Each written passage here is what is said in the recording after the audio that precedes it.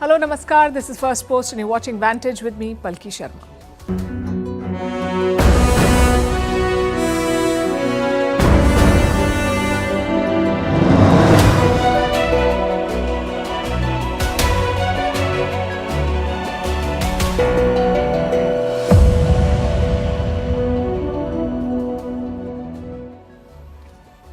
There are some stories we hope we never have to tell again.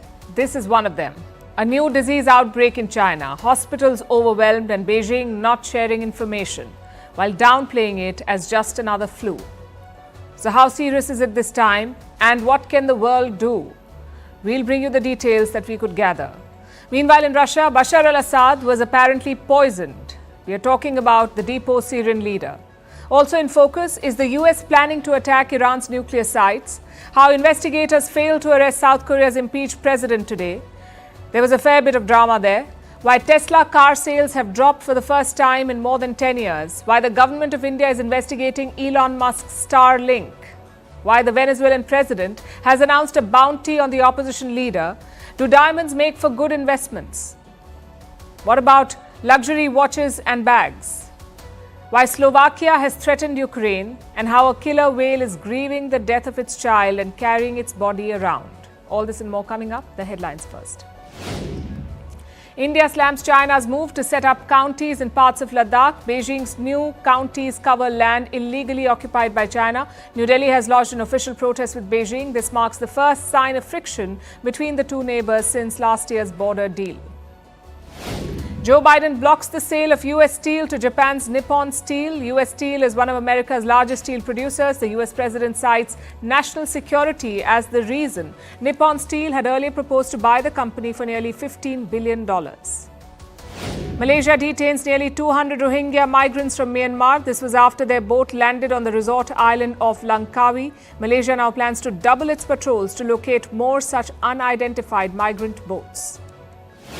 Thailand's Prime Minister Paetongtarn Shinawatra declares more than 400 million in assets. This includes more than 200 designer bags worth over $2 million and 75 luxury watches valued at almost $5 million. Her father, Thaksin Shinawatra, is the 10th richest person in Thailand. And the US wants cancer warnings for alcoholic drinks. The US Surgeon General calls for a reassessment of alcohol consumption guidelines. A US report links alcohol to 7 types of cancer, but most alcoholic drinks come without any warnings.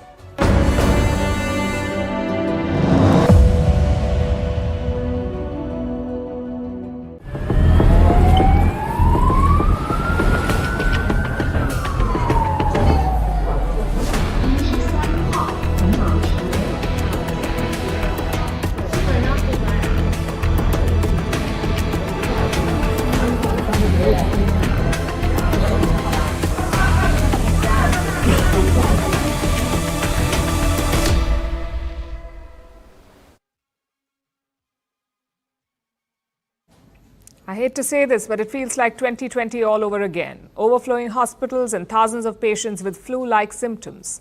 China is facing a new health crisis, a new disease outbreak, which looks a lot like the Wuhan virus. And as always, Beijing is sharing no information. They're calling it a pneumonia of unknown origin. That's how Chinese authorities have described it. Beijing says it has set up systems to monitor the outbreak. If you feel like you've heard this before, you have. From the same China, some 4 years back. They're making it sound like it's just the flu season. We do hope it's just that. But sadly, the pictures tell a different story. Take a look at this.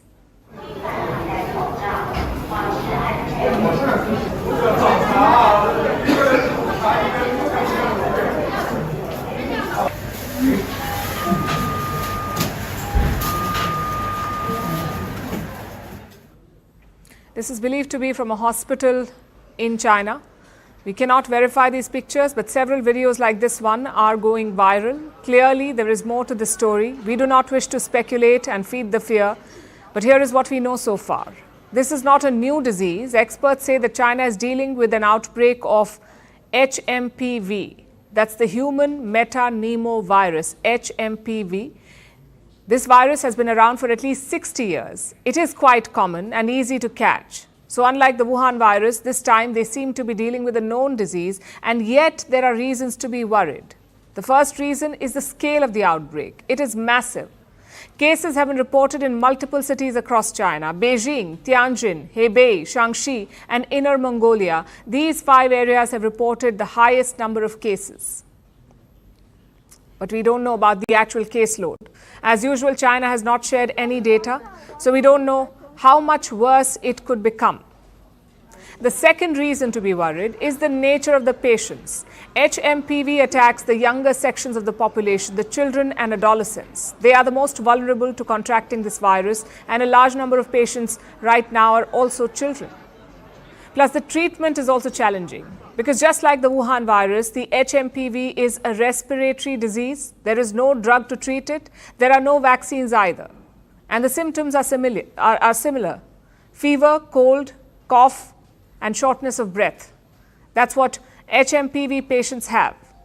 In severe cases, they can develop other complications like bronchitis or pneumonia.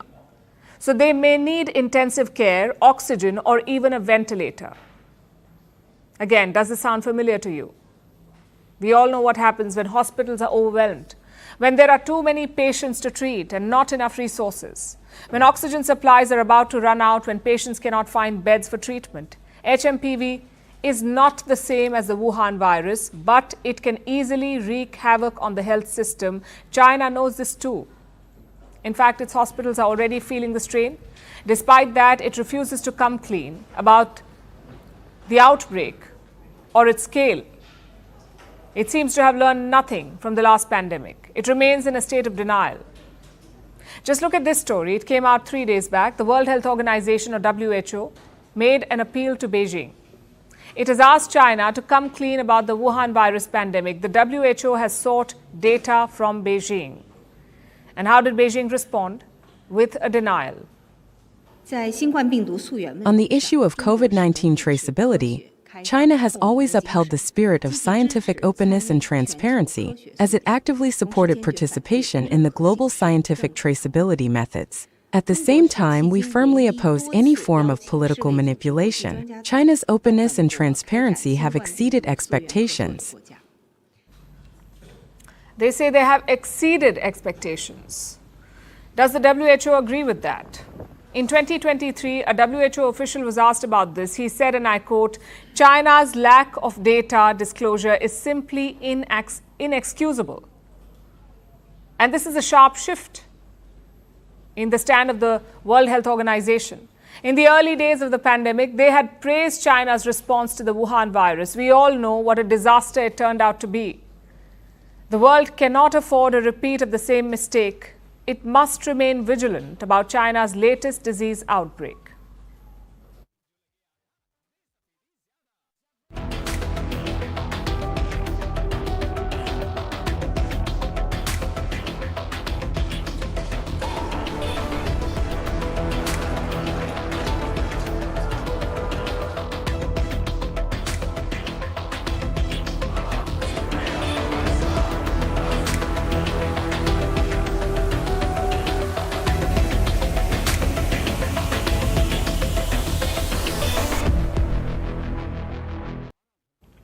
Bashar al-Assad has lost his country, but if reports are true, he nearly lost his life too. That's right, Assad was reportedly poisoned in Russia. It is said to have happened last Sunday. We don't have official confirmation from the Russians yet, but this is how things apparently unfolded. First, Assad began feeling a bit unwell, so he decided to seek medical help. As soon as he called for it, Assad began coughing and choking pretty violently, as per reports.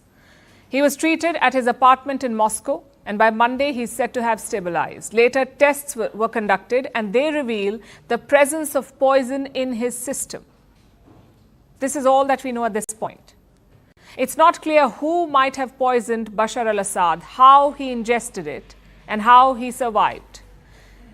But you have to admit that this is box office stuff: a deposed West Asian dictator, an unknown apartment in Moscow, and a mysterious poisoning attempt. The script writes itself. But let's not get carried away with the headline. Instead, let's look at what we know. Assad fled to Moscow early last month. The Syrian rebels were closing on his capital, Damascus. So Assad and his family packed up and left. They sought refuge in Moscow. President Putin had been supporting Assad in the civil war, so he agreed to host the exiled family. Since then, we haven't heard a lot about them. What we did hear was speculation. One report said that Assad's wife is seeking a divorce. Her name is Asma al-Assad. Apparently, she wants to live in Britain, where she was born. Just one problem, though. London has refused to welcome Assad and his family. So reports said Asma wanted a divorce. Eventually, the Kremlin denied these reports. Let's see if a similar clarification comes this time about the poisoning. But for now, let's assume that this report is true. Who would want to kill Bashar al-Assad? Frankly, a lot of people. He had enemies at home, in the West, and in the Arab world. The Syrian rebels have every reason to hunt Assad. He used chemical weapons on them. He unleashed carpet bombing on their cities and jailed thousands of critics. So the rebels would love to get even. They've already arrested 300 Assad loyalists. The plan is to try and punish them. But do they have the resources to poison Assad in Moscow? Right now, they don't. Plus, their plate is full as it is. The rebels are trying to stabilize the country. They're also facing airstrikes from Israel. They neither have the time nor the resources for such an operation. And frankly, it's not just about who did it. It's also about where it happened. It happened in Moscow, right under Vladimir Putin's nose. Assad would have expected to be safe in the Russian capital. His family owns 20 apartments there. His eldest son studied at a Moscow university, and they often vacation in Crimea. On paper, this was a very tight relationship. Yet Putin and Assad were never close, which is a bit strange because the Russian president is known for forging close personal bonds. We've seen him eating ice cream with Turkey's Erdogan, playing ice hockey with Lukashenko, and vacationing with a handful of European leaders. But he did none of that with Bashar al-Assad. And when Damascus fell, Russia was reportedly livid. They had long asked Assad to make concessions, to reform and bolster the army. But Assad refused to do any of that. And some of that frustration was evident from Moscow, like at Putin's annual presser. It was held 10 days after Assad had fled to Russia. Yet Putin said he hadn't met him yet. To be honest, I have not yet seen President Assad after he arrived in Moscow, but I plan to do it. I will surely speak to him. It's been another 10 days. Moscow is yet to report a meeting between Assad and Putin. And now this report of an assassination bid. It will be interesting to see how Russia reacts to this news. That could give us clues on what actually happened.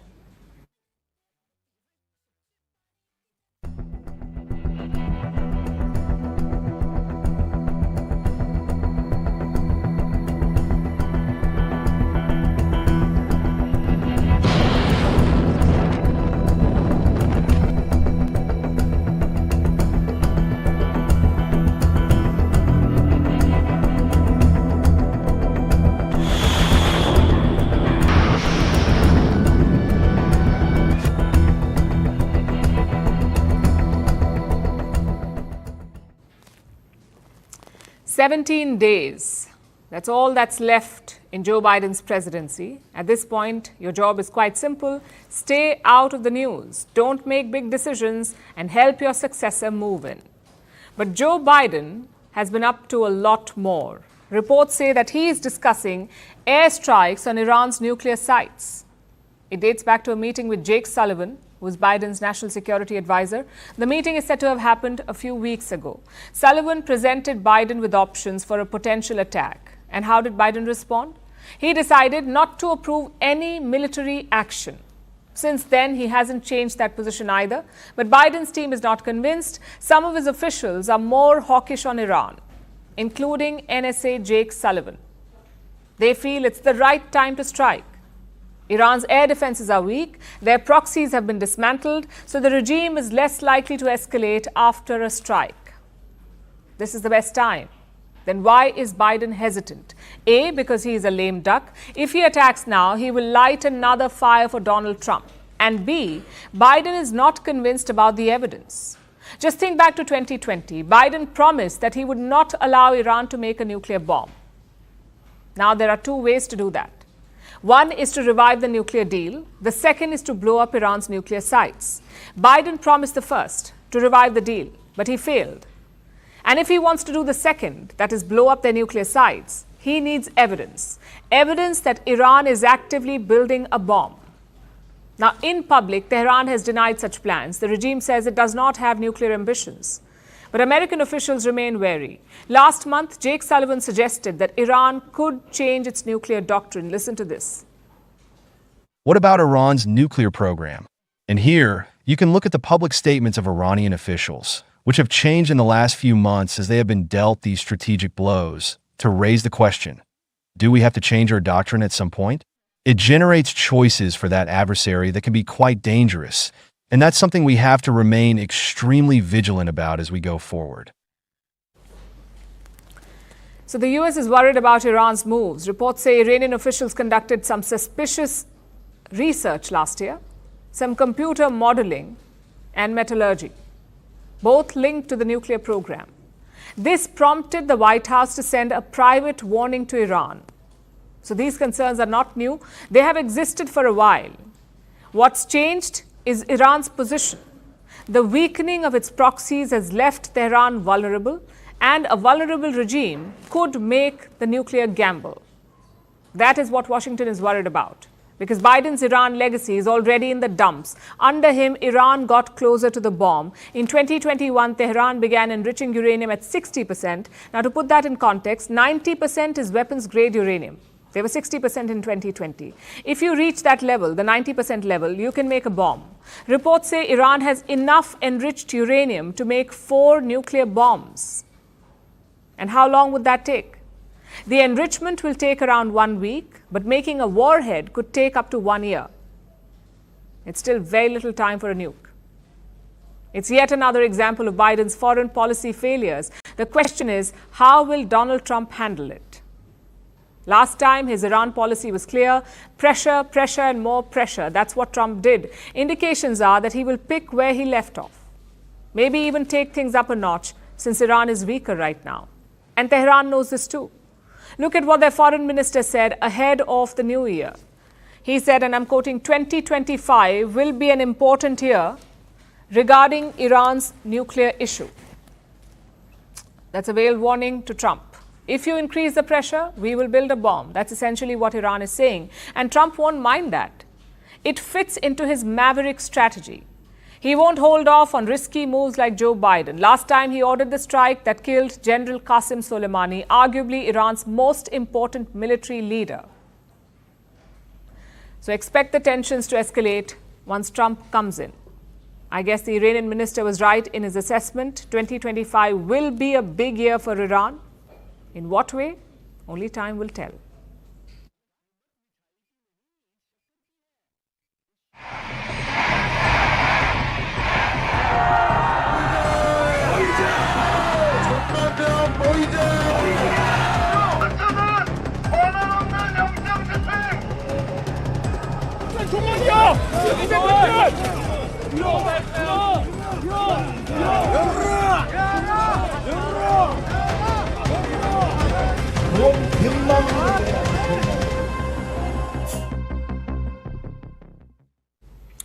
Now we turn to South Korea, where some real-life K-drama is unfolding. Their president was impeached last month. His name is Yoon Suk-yeol. Today, investigators tried to detain him, but they could not. They could not capture the deposed president. Thanks to his security detail and his supporters, they blocked the investigators. This drama began last month, when Yoon Suk-yeol tried to impose martial law on South Korea. He made the declaration on the 3rd of December, but his attempt failed. Members of parliament overturned the martial law decree, and then they impeached President Yoon for abusing his power as president. Now an investigation is underway. It is being conducted by a special agency called the CIO, the Corruption Investigation Office for High-Ranking Officials, CIO. This agency has summoned Yoon multiple times for questioning, but he refuses to show up. He has not made a public appearance for weeks now. He is believed to be holed up in his official residence. So the investigating agency, CIO, got tired of waiting. They got a warrant against Yoon. a warrant that allows them to detain him for 48 hours and to search his residence. This warrant expires on Monday, the 6th of January. The investigators were on the clock and they decided to act today. But Yoon's supporters saw it coming. They'd been gathering outside his residence to try and protect him from the investigators. The crowd was expected to swell over the weekend, so the investigators decided to move in today. Early this morning, about 20 officials made their way to Yoon's residence, but they were confronted by his supporters. So the investigators called for police backup. And their numbers swelled to around 150. Investigators plus the police, 150 people in all. About 100 of them managed to evade Yoon's supporters and they entered the presidential residence. But they were stopped again. This time by the Presidential Security Service, the PSS. Their job is to protect the president, even if he's been impeached. They're supposed to protect him. So they blocked the way to Yoon. There were about 200 people protecting the president, both PSS personnel and members of the military. These soldiers were under PSS command. Now, both these groups were heavily armed. They had parked buses and cars along the way to the president's house. These served as makeshift barriers. The PSS forces also made human chains, creating rows of armed resistance. They outnumbered the investigators 2-1. There was a tense standoff. It lasted almost 5.5 hours. Some scuffles also broke out between the investigators and the PSS. Eventually, the police decided to back down. They did not want to risk an all-out confrontation, and as they withdrew, Yoon's supporters cheered. They think they have won. I'm here in front of the official residence of Yoon to save our country from the crisis. The Corruption Investigation Office for high-ranking officials is trying to arrest the president in an illegal way, not in a legitimate way. So I came here today to prevent it. The investigating agency, the CIO, is mulling its next move. Trying to detain Yoon again will be risky. His supporters will be emboldened by today's events. Their numbers kept swelling during the arrest, from 1,000 to over 11,000 today. And the crowd might get even bigger over the weekend. And the warrant expires on Monday. So the investigators might wait for a new one before trying to detain Yoon again. Meanwhile, they have to deal with new legal hurdles. The Presidential Security Service, the PSS, is trying to charge the police with trespassing. They also say that the arrest warrant is invalid because the presidential residence is protected by law. You see, South Korean law does not allow searches at certain places, locations which could house military secrets, and the presidential residence is one such place. The PSS used this as a justification to deny the police entry. Complaints have been filed against the chief of the presidential guards. He's been accused of obstructing justice. But for the moment, the PSS seems to have come out on top. And Yoon Suk-yeol remains free. The question is, for how long?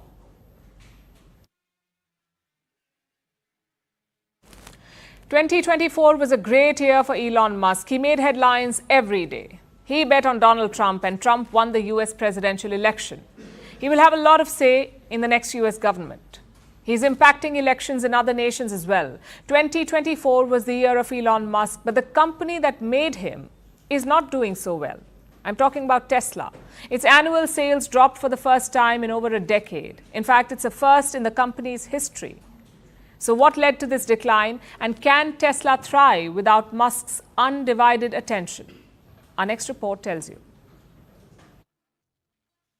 In October, Tesla came out with a surprise announcement.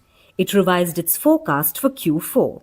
The company said it would sell around 515,000 cars in the quarter. This was more than the market expectations, but Tesla's been known to defy it. After all, this is the company that revolutionized the EV industry. So the market was optimistic. But this time, Tesla failed to deliver. The company's annual report is out. Tesla sold 495,570 vehicles in the fourth quarter. That's lower than the target it set for itself. More importantly, Tesla's annual sales have dropped, a first in more than 10 years. In fact, this is a first in Tesla's history since the company listed on the exchanges. In 2023, Tesla sold 1.8 million cars. In 2024, the company delivered around 1.79 million cars. It's a minor dip of around 1%. But for a company like Tesla, it's big news. At one point, the company was reporting annual sales growth of nearly 50%. In 2023, its sales went up by 37% from the previous year. So this annual drop in sales is definitely surprising. Tesla stocks dropped by nearly 7% after the news. So what caused this decline? Well, there are several factors at play. Number one is competition. Tesla was the undoubted leader of the EV market, but now it has a new competitor, China's BYD. BYD sold 1.76 million electric vehicles in 2024, which is very close to Tesla's annual sales. More importantly, BYD sold 90% of its cars in China. The second reason is slowing demand. China is a key market for Tesla, yet it's losing ground to rivals like BYD. In other regions as well, demand is slowing down, like the United States and Europe. Last year, Tesla even lowered prices on repeated occasions. This was an attempt to get more buyers. But price cuts come with consequences. While they can boost sales in the short term, they also erode profit margins. But beyond all of this, there's the elephant in the room, Elon Musk. He had quite the eventful year. Take over, Elon, just take over. He backed the right candidate in the United States elections, and he has the ears of the US president-elect. He will head a presidential advisory commission, DOGE. He's wading into elections in other countries, and he and his social media platform X are making headlines, and not always for the right reasons. Sure. Now that's a problem, because let's face it, Musk is Tesla. His vision, drive and personality are deeply woven into the company's DNA. But now his focus is divided. Between political drama, X and space launches, Tesla seems to be losing its edge. And this raises a crucial question. What happens to Tesla if Musk continues to be distracted? Or worse, if he steps away completely? Without Musk's hands-on leadership, Tesla may face a bleak future, especially in an EV market that's becoming more competitive every day. But Musk believes there's nothing to fear. In fact, he's made a bold prediction for 2025. Musk plans to grow vehicle sales by 30% next year. His ambitious forecast is based on two things: a new, cheaper model that will be released and enthusiasm for self-driving software. Wall Street, however, remains skeptic. Tesla has always been about defying odds, and it has the potential to do so again. But without Musk's full attention, the road to a sustainable future might be rockier than ever. Can Tesla find its footing again, or will it struggle without the undivided attention of its maverick CEO? Only time will tell.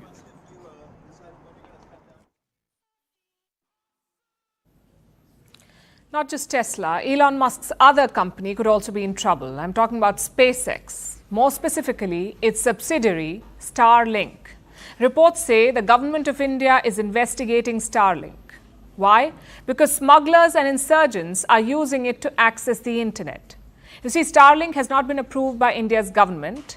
They cannot be sold or used in India. Yet, miscreants are doing exactly that. We've seen two major instances recently. The first was in November last year. Indian authorities seized a boat near Andaman and Nicobar Islands. It was loaded with drugs worth $4 billion, and the smugglers were using Starlink. That's how they navigated through Indian waters.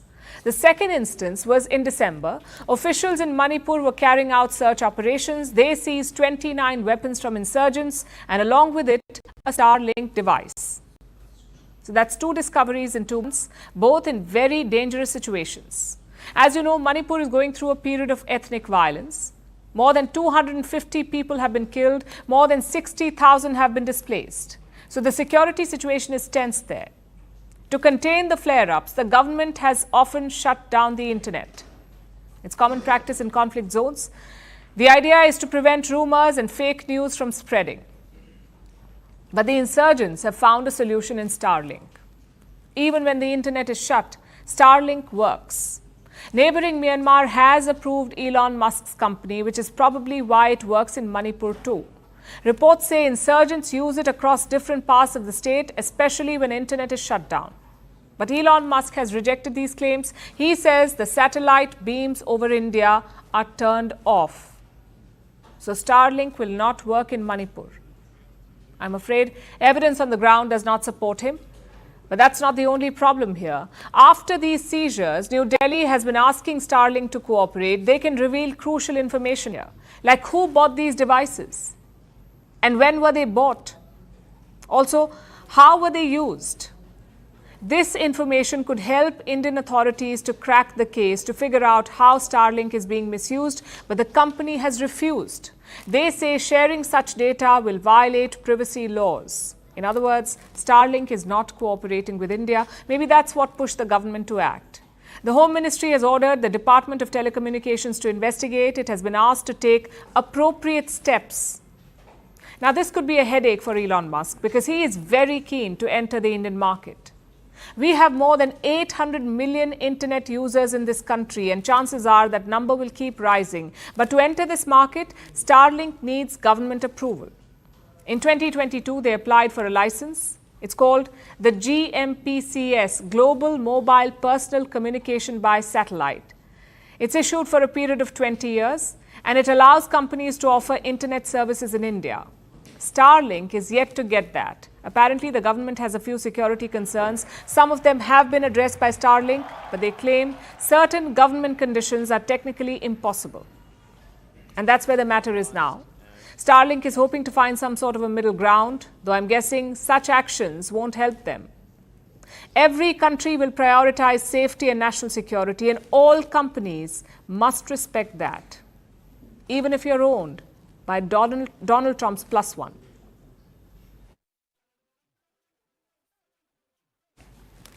Now let's turn our attention to Venezuela. This South American country is back in the news for its post-poll chaos. And this time, even a bounty is involved. A bounty for the capture of Edmundo Gonzalez, the opposition candidate who claimed victory in the July elections. That's when President Nicolas Maduro cracked down. He issued arrest warrants, so Gonzalez fled the country. But Maduro wants to end this game of cat and mouse. He wants to know where Gonzalez is. And now he has offered a reward of $100,000 for the exiled candidate's capture. Will this strategy work? Why is the president of an economically distressed country going to such lengths? And what does it mean for Venezuela? Here's a report. Soon, you may see a wanted poster plastered on the streets of Venezuela, displayed at airports and police checkpoints, and it would have one face, the face of Edmundo Gonzalez Urrutia, the exiled opposition candidate. Because Venezuela wants to know where he is and capture him. So much so that they've declared a hefty reward of $100,000 for the information. Initially, they promised to pay $500,000, but this economically distressed South American country quickly scaled that back. The question is, why are they going through all of this? To understand why, let's go back to July 28th, when Nicolas Maduro claimed victory against Gonzalez in the country's election. The opposition cried foul. They showed numbers from polling stations showing that Gonzalez won by a big margin. Despite this, Maduro claimed a third 6-year term. He resisted intense pressure, both at home and abroad, to release the poll results. And he cracked down hard on dissent. Street protests devolved into violent clashes with the police. 28 people died, 200 people were injured, and more than 2,400 people were arrested. Plus, Venezuela hit Gonzalez with charges of conspiracy and racketeering. Authorities ordered his arrest. So in the month of September, he fled the country. He went to Spain, where he was granted political asylum. And Maduro wished him well. What I can say to Gonzalez, with whom I have had a heated exchange since the July electoral dispute, is that I have been following all of this very closely, and I understand and respect the step he has taken to go into exile in Spain. I hope that his new course and his new life will go well. But this sentiment has changed, slowly and surely. While on exile, Gonzalez has reiterated that he won the polls. He has been outspoken about the crackdown that followed, and he has vowed to return. Gonzalez claims that his exile is only temporary. I'm not tired of saying it and of stressing it with all the force I feel capable of.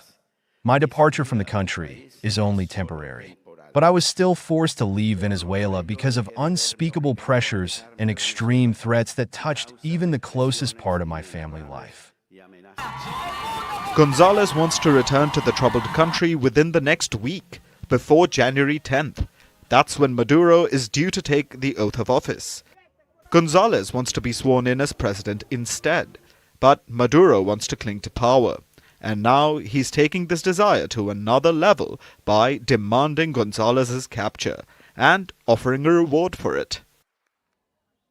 Will Maduro, who has overseen the fall of this oil-rich country into economic ruin, be able to capture his opposition candidate? We'll find out in a few days.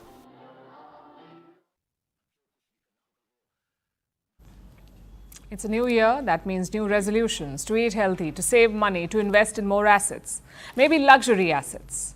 So what should you buy this year? One popular answer is diamonds. As the old advertising pitch goes, diamonds are forever. But if you're counting on them as a forever investment, you may want to reconsider, and I will tell you why. Diamonds have a romantic allure. Decades of marketing have made them a cultural fixture, especially the diamond engagement ring. Stores market them as rare, customers rush to buy them. And that has long obscured their economic reality. The fact is, diamonds are not rare. Their prices are marked up astronomically, and they are terrible at retaining value. Their value hinges on the so-called 4 C's: cut, color, clarity, and carat weight. But even these metrics are subjective. Their interpretation varies from one appraisal to the next. In the world of investments, that's a red flag. Consider this. You buy a diamond, you walk out of the store clutching the box, and the moment you're out, the diamond inside has already depreciated by almost 50% as per some estimates. Moreover, diamonds are illiquid. Turning it into cash is like squeezing water from a stone. There's no standardized exchange for diamonds, no universal pricing mechanism. A diamond's resale value depends on its grade, but it also depends on the whims of the buyer and the market. Let me show you a graph. If you bought a diamond in 2002, chances are you will get the same money for it today. And if you add inflation to this, you're basically losing money. Then there's a set of lab-grown diamonds. They are identical to their natural counterparts, but they cost a fraction of the price. And don't get us wrong, we're not saying diamonds have no worth. They hold sentimental value, they sparkle at parties, and they glitter in the glow of an engagement announcement. But as an investment strategy, the financial promise is lackluster. What about other assets like bags and watches?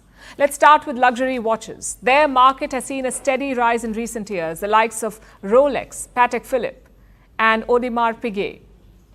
Some of these watches cost more than a country's GDP. Many are synonymous with timeless value.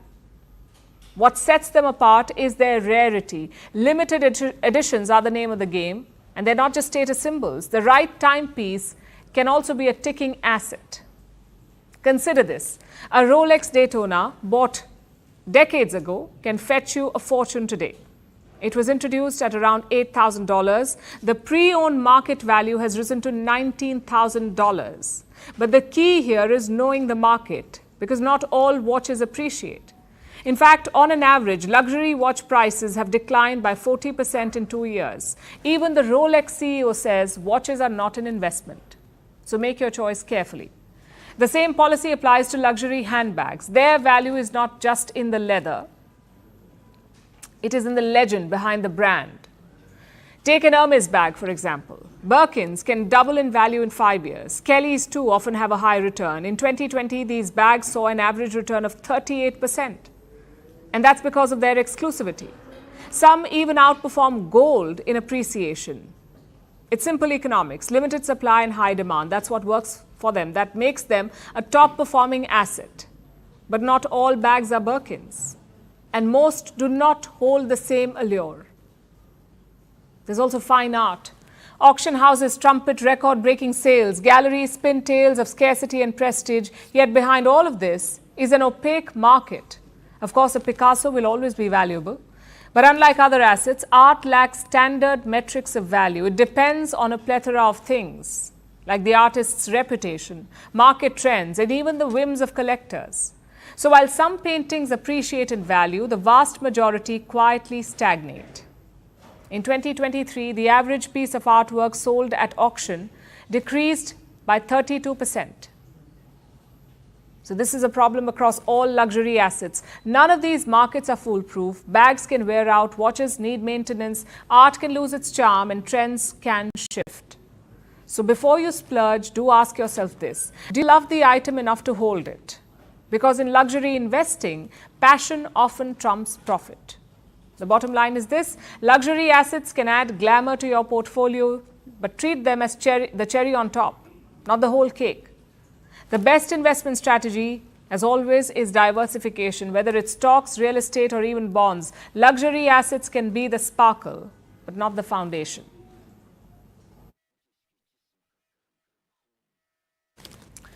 Let me tell you about Talakwa. She is 25 years old. She's a mother, and she is an orca, a killer whale, the ocean's top predator. And this week, all eyes are on her because she's grieving. Talakwa is swimming on the northwest US coast while clinging onto a carcass, the body of her dead calf, nudging it with her snout, trying to put it over her head, and gripping its fin with her teeth.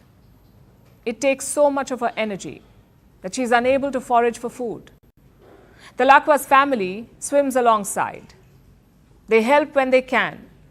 But the orca single-mindedly clings to her dead child for as long as possible, making sure that the waves do not sweep it away. Just as she did in 2018 when she carried another dead calf for 17 days across 1,600 kilometers. Back then, she made headlines. Her story captivated the world. And now her grief is surprising people again, partly because it is a moving display of emotion, but mainly because it is so hard to believe, although it shouldn't be. Killer whales are apex predators of the waters. They can grow up to 27 feet long. They weigh as much as 6,000 kilograms, but orcas are a lot like humans. They're extremely intelligent. They have their own languages with clicks and whistles, and they're quite cosmopolitan. They swim through every one of the world's oceans. Plus, they have the same hormones and the same neurotransmitters or chemical messengers as us. So while humans often monopolize emotions, experts say we don't have the market cornered on them. Orcas and humans have similar emotions. We both value social bonds. And mother orcas make lifelong sacrifices for their children. So if there is one thing we can take away from an orca's grief, it is this: the calf's death is not just devastating for her, it is a loss for the whole world. Because you see, killer whales are in danger. Around Canada and the US waters, these whales are part of an ailing population. In the early 1900s, their population stood at 200. Today, it has dropped to 73. They don't have enough food. There is too much noise pollution, water pollution, and habitat loss. Now, the whales are on the brink of extinction. Along the South African coast, their ecosystem is in crisis. Orcas are not getting enough nutrition. So over the past few years, they have upped their game quite literally. Now they're killing great white sharks, which is unprecedented. These sharks are one of the ocean's most fearsome predators, but they're getting killed in less than 2 minutes. And this is driving the sharks away, changing the orca's behavior and causing a worrying ecological shift. The worry carries along the Strait of Gibraltar as well. This is one of the busiest waterways in the world, but now a mystery is unfolding here. Orcas are sinking boats. They're ramming into rudders, making vessels inoperable and biting pieces of the boats. Over the past 5 years, around 700 orca run-ins have been recorded. In the last, at least 6 yachts and boats have sunk. And these encounters are so frequent, the Spanish authorities have issued an alert. #Orca Uprising has gone viral. And of course, there are memes saying capsize the rich. Sure, we can find fun in this, but these attacks are terrifying and surprising. Orcas are generally peaceful, especially to humans. So no one is sure why this is happening, why they're attacking boats, why they're eating sharks, and why so many calves are dying. But experts have a fair idea. They say we are to blame, us humans. We have exploited and gradually destroyed orca habitats. And now we are too confused or too amused to do any better. So orcas can grieve their children and we can pretend to care. But it doesn't matter until we fight for the killer whales.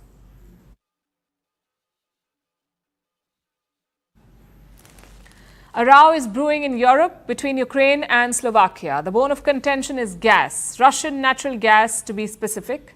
On New Year's Day, Ukraine shut off gas supplies from Russia. The supplies were part of a 5-year-old deal.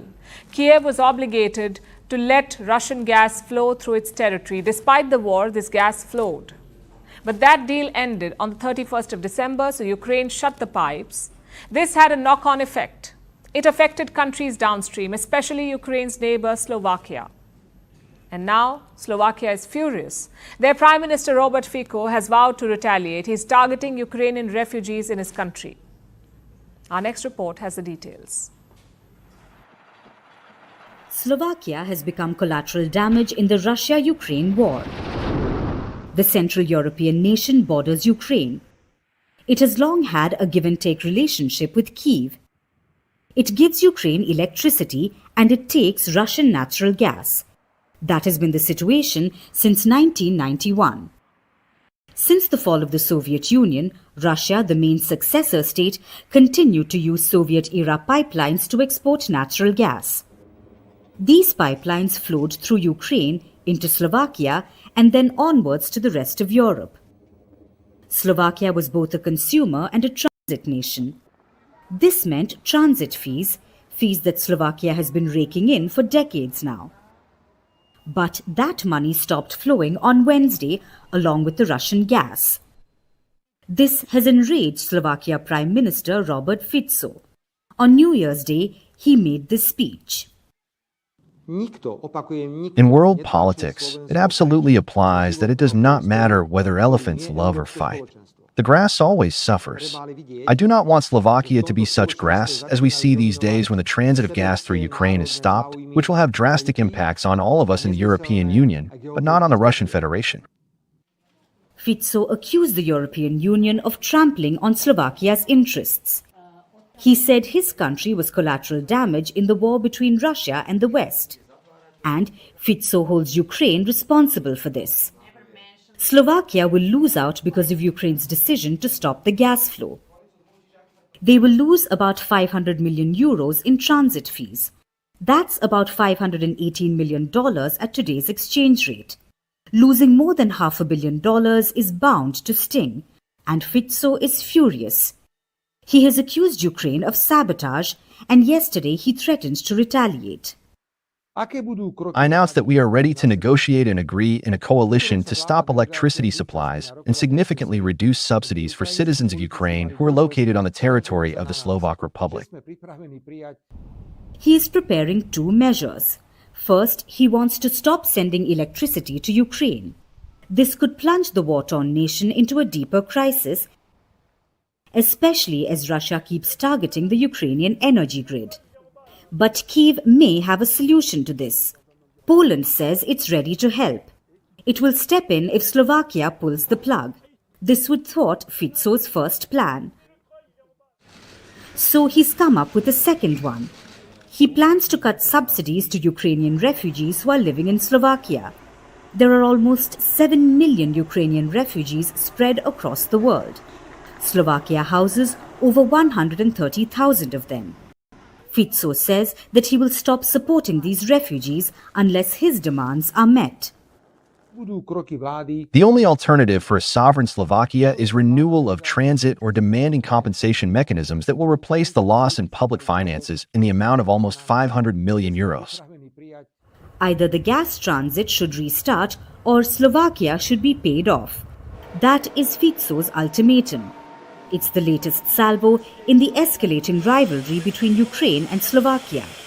Fico and Ukrainian President Volodymyr Zelensky have been butting heads for weeks. Fico was trying his best to get the gas transit deal renewed. He even flew down to Moscow to talk to Russian President Vladimir Putin in person. Zelensky was livid when this happened and accused him of opening a second energy front against Ukraine. He also said the Slovakian Prime Minister was acting on Putin's orders. Now Fico has hit back with his threat against Ukrainian refugees. The Russia-Ukraine war is driving wedges in European unity. It's creating new rivalries and exacerbating tensions. And ultimately, it's ordinary people who pay the price.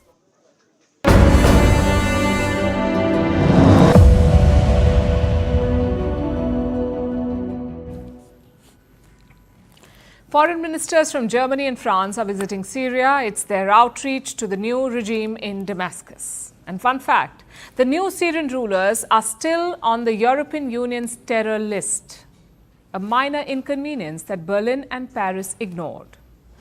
And it actually gets worse. Before the trip, the German foreign minister was pretty hopeful. She talked about a reset with Syria. She said she was going to Damascus with a quote-unquote outstretched hand. Those were her exact words, outstretched hand.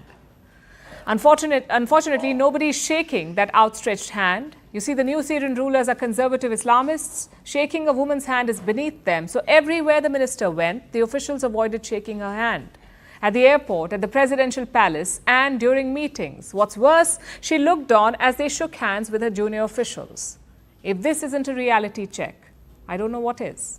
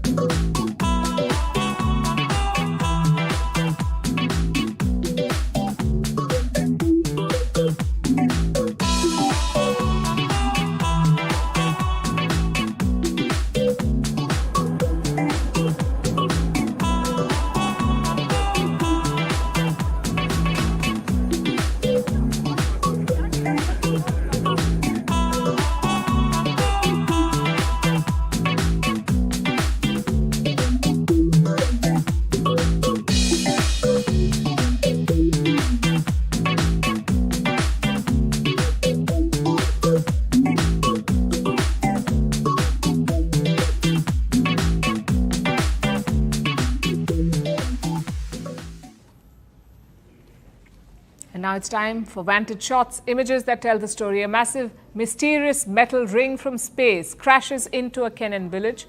In the UK, scientists discover a dinosaur highway dating back 166 million years. And the London Zoo conducts its annual stock take, counting over 10,000 animals. Finally, we're taking you back in history on this day in 1924. The sarcophagus of Tutankhamun was uncovered. King Tut was an ancient Egyptian pharaoh. His mummy had been preserved for 3,000 years before it was discovered. We're leaving you on that note. Thank you for watching. Have a great weekend.